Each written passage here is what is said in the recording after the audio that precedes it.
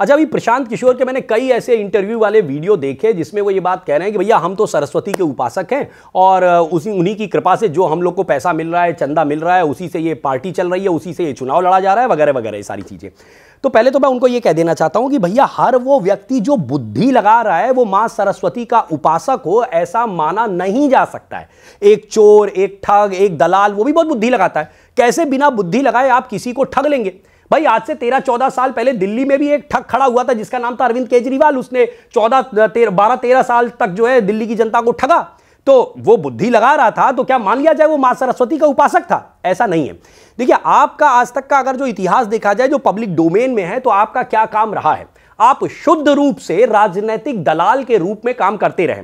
भाई जिसने भी चंदा दिया उसके लिए आपने राजनीतिक जमीन बनाने की पूरी कोशिश की। तो ठीक है ना कि ऐसा है कि मां सरस्वती का उपासक उसको माना जाएगा जिसका कुछ नैतिक आधार हो, जिसका कोई सैद्धांतिक आधार हो। आपका तो सिर्फ और सिर्फ आर्थिक आधार रहा। जिसने फंड दिया, जिसने पैसा दिया, आपने उसके लिए काम किया, उसकी जमीन खड़ी की और उस वक्त उसको बहुत अच्छा बताया। चाहे जब आपने नीतीश जी के लिए काम किया तो उनको बहुत अच्छा बताया, ममता जी के लिए काम किया तो उनको बताया बहुत अच्छा है, मोदी जी के लिए काम किया तो भैया उनको वो बहुत अच्छे हैं। फिर इसके बाद जब साउथ की पार्टियों के लिए जिसके लिए आपने काम किया, आपने उसको बताया कि ये बहुत अच्छा है क्योंकि उसने आपको फंड दिया, वो मैनेजमेंट के लिए, वो सारा आपने वो दलाली का पैसा लिया और उसको सही साबित करने की कोशिश की। मेरा स्पष्ट कहना है कि आप जो काम पहले अपनी टीम, जिसका नाम शायद आईपैक था, उसके माध्यम से आप खुल के करते थे, पैसा लेते थे और लोगों की राजनीतिक जमीन बनाने की कोशिश करते थे, ठीक वही काम आज आप जो है बंद तरीके से कंबल ओढ़ के काम कर रहे हैं। मतलब कि खुल के ना करके, क्योंकि आपको एक बात समझ में आ चुकी है और आपके जो भी आका हैं जो आपको फंडिंग करते हैं, और मेरा स्पष्ट मानना है कि ये कांग्रेसी हैं जो कि आपको ये फंडिंग कर रहे हैं। क्यों कर रहे हैं अभी मैं इस वीडियो में थोड़ा आगे बताऊंगा। देखिए, ऐसा है क्योंकि कांग्रेस को भी ये बात समझ में आ गई है और जो भी आपके चिंतक मंतक जितने भी लोग होंगे वो सारे ये समझ चुके हैं कि मोदी को और एनडीए को फ्रंट पे खड़े होकर हरा पाना संभव नहीं है।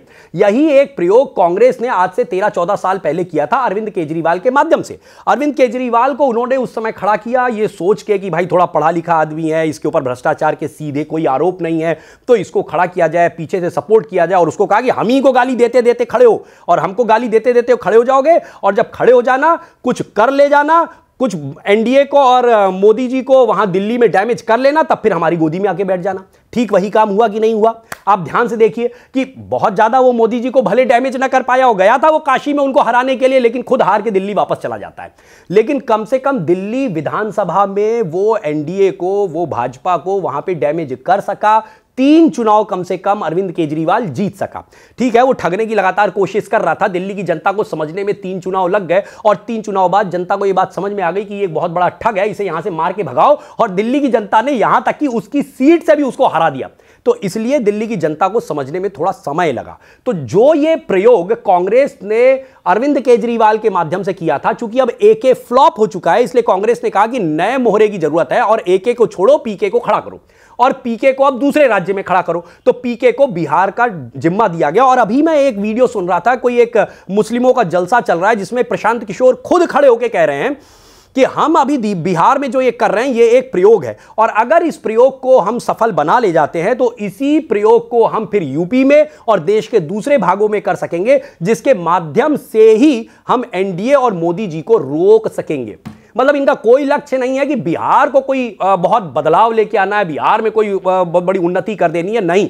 इनका लक्ष्य एकदम स्पष्ट है। अगर आप जो नहीं लिखा गया है उसको पढ़ना जानते हैं, अंडरलाइन चीजों को, जो 2 लाइनों के बीच में चीजें होती, जो बिना कहेज काम हो रहा है, उसको यदि आप समझना जानते हैं तो आप समझ सकेंगे प्रशांत किशोर और इनकी पूरी जो टीम और इनके जो आका हैं, इनका एक ही लक्ष्य है और वो ये है कि किसी भी प्रकार से एनडीए और मोदी जी को रोकने का कोई तो एक ऐसा काम किया जा सके जिससे हम इनको रोक पाए, क्योंकि ये फ्रंट पे खड़े होकर नहीं लड़ पा रहे हैं। तो इसलिए कांग्रेस ने सोचा कि जैसे कभी केजरीवाल को खड़ा किया था, उसके कंधे पे खड़े होकर हम गोली चलाया करते थे। अदरवाइज आप सोचिए 2014 के लोकसभा चुनाव में क्या जरूरत थी कि अरविंद केजरीवाल काशी में जाके मोदी जी से चुनाव लड़ते? अगर आपका मुद्दा भ्रष्टाचार का था तो आपको चाहिए था कि आप रायबरेली में जाके सोनिया गांधी के खिलाफ चुनाव लड़ते, लेकिन आपने ऐसा नहीं किया।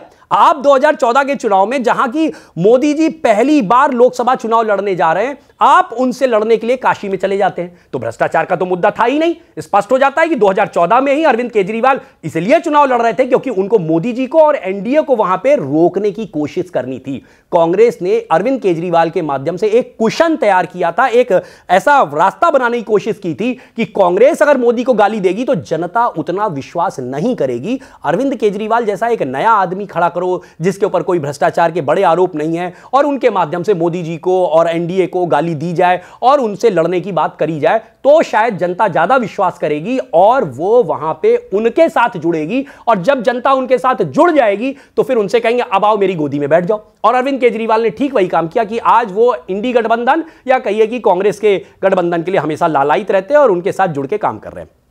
ठीक यही काम अगर आप पीके को देखें, पीके भी थोड़े पढ़े लिखे हैं, उनके ऊपर भी डायरेक्ट भ्रष्टाचार के कोई आरोप नहीं है, इसलिए बिहार में उनको खड़ा करके एक प्रयोग किया जा रहा है। मैं बिहार की जनता से केवल इतना कहना चाहता हूं कि भैया, जो दिल्ली की जनता 12 साल तक एक नाले में गिरी रही है ना, ठोकर खा के गिर गई, और गिरने के बाद 12 साल तक उस गड्ढे में रहने के बाद फिर वो समझ पाई कि भैया हम एक गड्ढे में गिर चुके हैं, इससे बाहर निकलने की जरूरत है, और 12 साल लग गए और फिर उसके बाद वो उस गड्ढे से बाहर निकल पाए। तो भैया, आचार्य चाणक्य ने कहा है कि दूसरे की गलतियों से जो सीख नहीं लेते हैं उनके लिए यह जीवन छोटा पड़ जाता है। तो इसलिए जरूरी नहीं है कि अगर दिल्ली की जनता गड्ढे में गिरी, एके नामक गड्ढे में गिरी, तो जरूरी नहीं है कि बिहार की जनता पीके नामक गड्ढे में गिरे और उसके बाद 10-12 साल तक ये चिंतन मनन करे कि भैया हम गड्ढे में गिर गए हैं, बाहर निकलने की जरूरत है। कतई जरूरत नहीं है। आपको आज ही समझना है, आपको उस गड्ढे में नहीं गिरना है, नहीं तो देर हो जाएगी। आपको समझना होगा कि आज चाहे मोदी जी है, चाहे नीतीश जी है, इन लोगों के द्वारा जो वहां पे डबल इंजन की सरकार लगातार चल रही है,